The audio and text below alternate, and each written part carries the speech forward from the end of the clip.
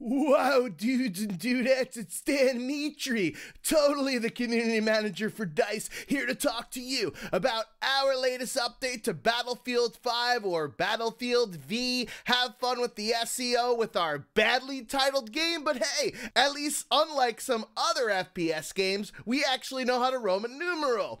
Anyways, there was a trailer for the second chapter in our Tides of War live service buzzword called Lightning Strikes, which is what Blitzkrieg means as translated from German to pay lip service to our historical accuracy or lack thereof that has cost us a ton of dinero in sales figures.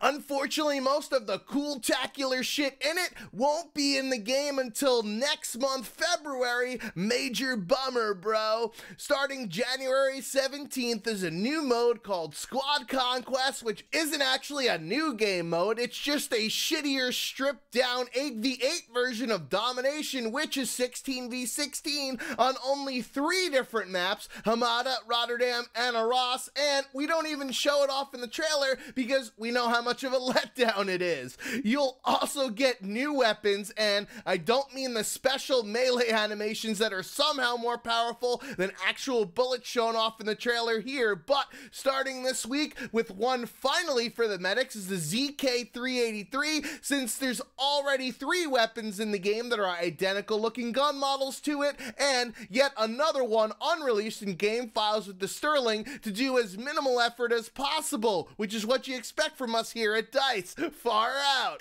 Additional weapons include the Model 1944 aka MAZ 44 semi-auto rifle for the assault class and the M1922 Hotchkiss MMG for the support class, all 3 of which are guns used by factions that aren't even in the game, and in the case of the MAZ 44, it's a weapon that was rarely used during this conflict. We also threw in a Ross MK3 bolt action for the scout class in the trailer, but that's not a new gun as it's just ported over from Battlefield 1, but there is a skin for it somehow at rank 31 of the Chapter 2 rewards. Whoops, guess someone's getting fired over that, but not for mouthing off to potential $signs, I mean customers. Oh, and speaking of oopsies, there's an assignment for yet another French weapon, also from Battlefield 1, with the Chausseau, which will probably be an LMG for the support class since it was already in the single player and thus not really much effort to bring it into multiplayer.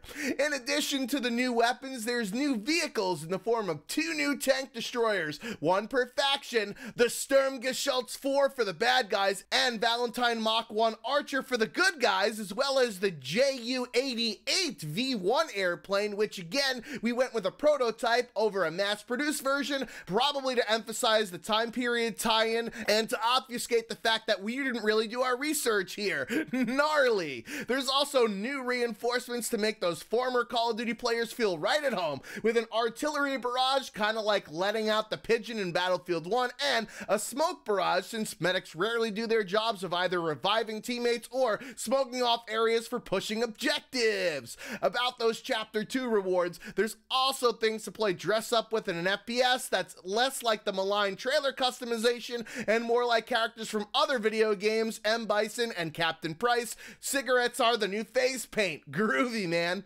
As for the shit that people actually care about, in February, the Combined Arms co-op experience will be available for nerf herders that want to play with friends but are too shit to jump into multiplayer servers to the detriment of their teams. There are 4 of the supposed 8 missions called out here in the trailer, with Market Sweep, which is a super away from an amazing 90s game show on Rotterdam, Desert Declarations on Hamada, where troops have tickets to a sweet rave here, Bricks and Mortars on Arras, that actually makes a Frontlines type game mode actually look like it's worth playing, and Bridgehead Blockade on Twisted Steel, where you can commit war crimes by shooting innocent people. Remember, no Russian, just like we did with our interpretation of World War II in Battlefield 5. There's also no new maps for the co-op mode, but there will be in the 3rd week of February a new Grand Operations with Panzerstorm and Arras tied together, as we add the new map into a mode besides the single one it was previously in, Conquest, so it wasn't even worth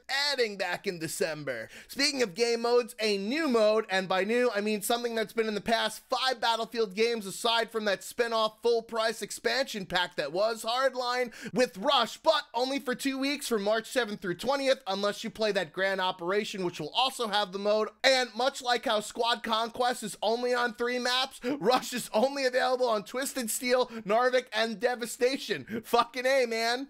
Oh, and of course, we had to have something to hype you up, like when the lights go out after the DJ music at a concert, when the band's about to go on with a Firestorm Battle Royale teaser coming in March, as now you can play Battle Farmville, because that Facebook game uses the same predatory practices that EA does in some of its other AAA titles. Anyways, on to the actual fixes. The SMG's got a mid-range buff with reductions to recoil and accuracy increases, as well as improved hip-fire sustain across the board. For individual medic guns, the M1928A1, which we should have just named Thompson because it's less of a mouthful, but we don't want to have the gun naming rights, was the only decent SMG before, so the recoil didn't get as drastic buffs, as well as the Suomi getting a reload time reduction without the extended mags to make them not a necessity and make it more appealing to use the other specialization tree. Speaking of extended mags, it's now the default option for the M1907SF since it was also a necessity on the gun. In other assault weapons, the STG-44 got a slight reduction in sprint out time, as well as a recoil increase for the M1A1. Lastly, the Gewehr 43 and Selb Slaughter 1916 got a slight minimum damage nerf because fuck people that could actually aim. Epic, dude.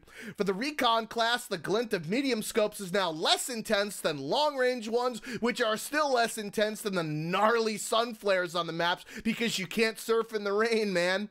We also buffed the range of the revolver sidearms so that people that mess up their shot with their primary can actually have a fallback plan. Although an actual bipod fix isn't coming until yet another patch, we did normalize the recoil reductions to not stack with the bipod and cause behavior more erratic than my crazy ex. For equipment, throwing knives got a buff in reducing the delay between throws and a maximum damage range increase, but grenades got nerfed when compared to sandbag fortifications because unlike what Epic is doing with Fortnite, we don't want things that players built to go down easier than a hooker in a convertible. Panzerfaust, however, still blow up those potato sacks easily, but are nerfed against tanks, so that you'll actually need to have 200 IQ in order to take down tanks by yourself, unless it's a half track because we nerfed those to take more damage because those were way too strong when compared to other tanks. However, if you do manage to hit one of those only in battlefield moments with the Panzerfaust against a plane, it'll actually go down like it belongs to TWA Airlines. Similar to the Panzerfaust, tanks will now also one-hit any airplane with the turret shot because we should reward skill even against the flak specializations. We also buffed the coax machine guns and got rid of that pesky bug which would count a player as out of bounds if they were spinning right round baby, like my favorite record in tank turrets on high sensitivity. Lastly, in vehicles, we buffed the airplane cannon ammo capacity and increased the Stuka B-37 cannon damage if accurate, as splash damage is reduced. We also did some fixes for our radical animations for vaulting and mantling so you won't get stuck on trenches that one of your dweeb teammates built. We've also settled ragdolls better, improved revive physics, and fixed that infinite resupply animation. Lastly, in updates, we made the death experience better by reaping you like a canceled Showtime series, by highlighting killers more, and giving better indicators of the direction that you're being shot at from. Wait, what? There's several major issues already being reported, like frontlines being 8v8 instead of 16v16, broken revive icons, kill cam issues, and extreme transition delays between the kill card and bleed out. Man, it's almost as if all of these things were direct results of new shit that we added or fixed with the patch. It's too bad that we don't have a CTE to let gamers test out our games for us. I guess that means we'll have to go balls out with our hot fixes. At least we resolved the company coin issues before putting paid for premium currency in the game slated to go live when chapter rewards due later this week. Wait, what? People are still having those company coin issues? Damn it. Well, we've got to make up for poor sales around here somehow, so let's get that shit going so that people will pay us money for those boins.